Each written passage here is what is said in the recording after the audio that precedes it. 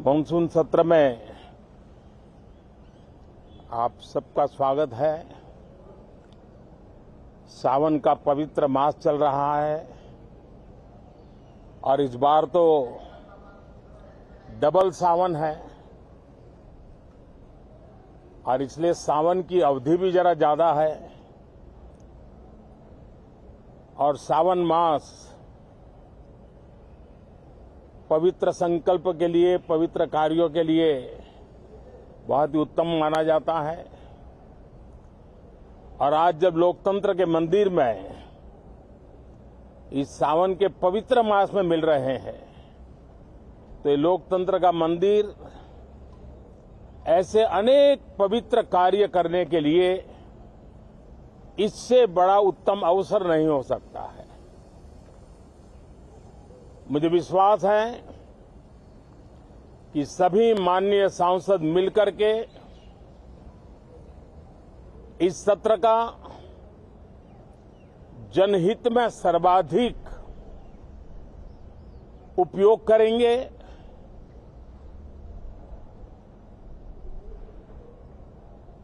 संसद की जो जिम्मेवारी है और संसद में हर सांसद की जो जिम्मेवारी है, ऐसे अनेक कानूनों का बनाना, उसकी विस्तार से चर्चा करना बहुत ही आवश्यक है। और चर्चा जितनी ज्यादा होती है, चर्चा जितनी ज्यादा पैनी होती है, उतना जनहित में दूरगामी परिणाम देने वाले अच्छे निर्णय होते हैं। सदन में जो माननीय सांसद आते हैं वो धरती से जुड़े हुए होते हैं, जनता के दुख दर्द को समझने वाले होते हैं और इसलिए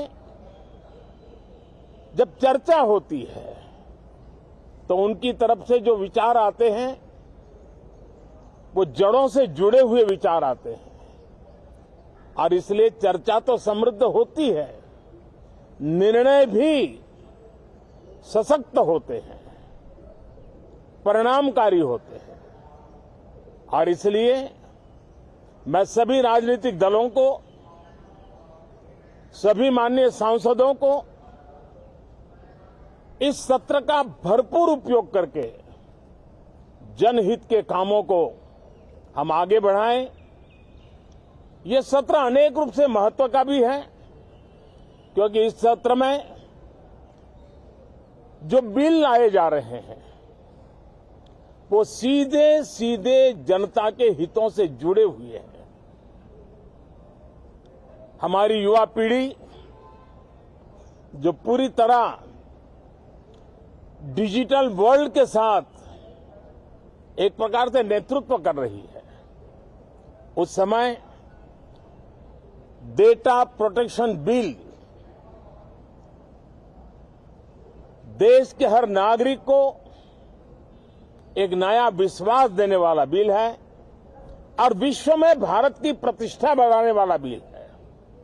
उसी प्रकार से नेशनल रिसर्च फाउंडेशन, ये बिल एनआरएफ नई शिक्षा नीति के संदर्भ में एक बहुत बड़ा अहम कदम है और इसका उपयोग अनुसंधान को बल देना, इनोवेशन को बल देना, रिसर्च को बल देना और हमारी युवा पीढ़ी जो विश्व के अंदर नए उपक्रमों के द्वारा विश्व का नेतृत्व करने का सामर्थ्य रखती है, उनके लिए बड़ा अवसर देकर के आ रही है। जनविश्वास बिल सामान्य मानवीय के प्रति भरोसा करना, अनेक कानूनों को डिक्रिमिनलाइज करना, इस मुहिम को आगे बढ़ाने वाला ये बिल, उसी प्रकार से जो पुराने कानून है उनको खत्म करने के लिए भी एक बिल में प्रावधान किया जा रहा है। हमारे यहां सदियों से एक परंपरा रही है कि जब विवाद हो तो संवाद से सुलझाया जाए। मीडिएशन की परंपरा हमारे देश की बहुत सदियों पुरानी है।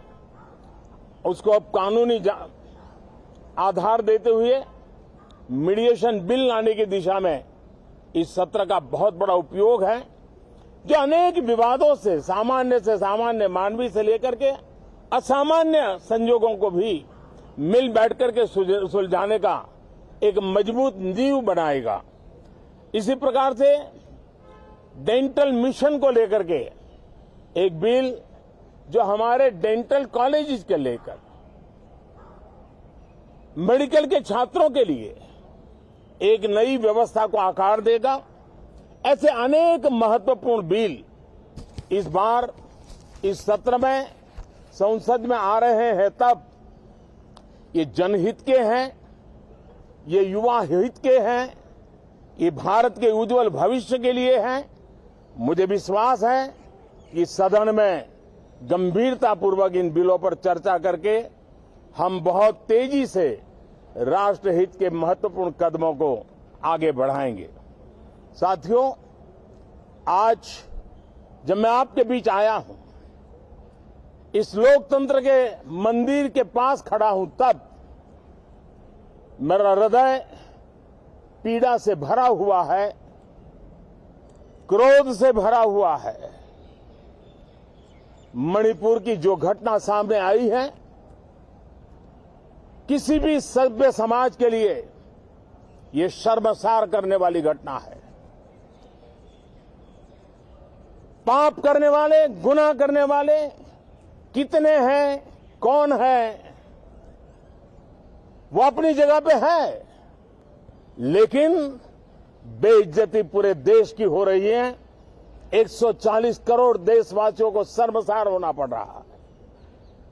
मैं सभी मुख्यमंत्रियों से आग्रह करता हूं कि वे अपने राज्य में कानून व्यवस्थाओं को और मजबूत करें, खास करके हमारी माताओं बहनों की रक्षा के लिए कठोर से कठोर कदम उठाएं।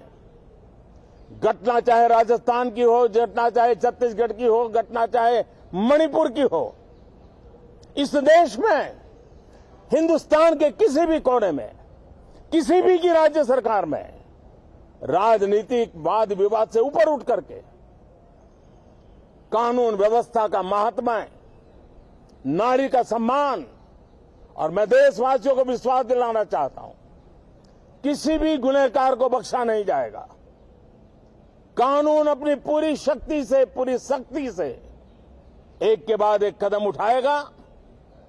मणिपुर की इन बेटियों के साथ जो हुआ है, इसको कभी माफ नहीं किया जा सकता है। बहुत बहुत धन्यवाद दोस्तों।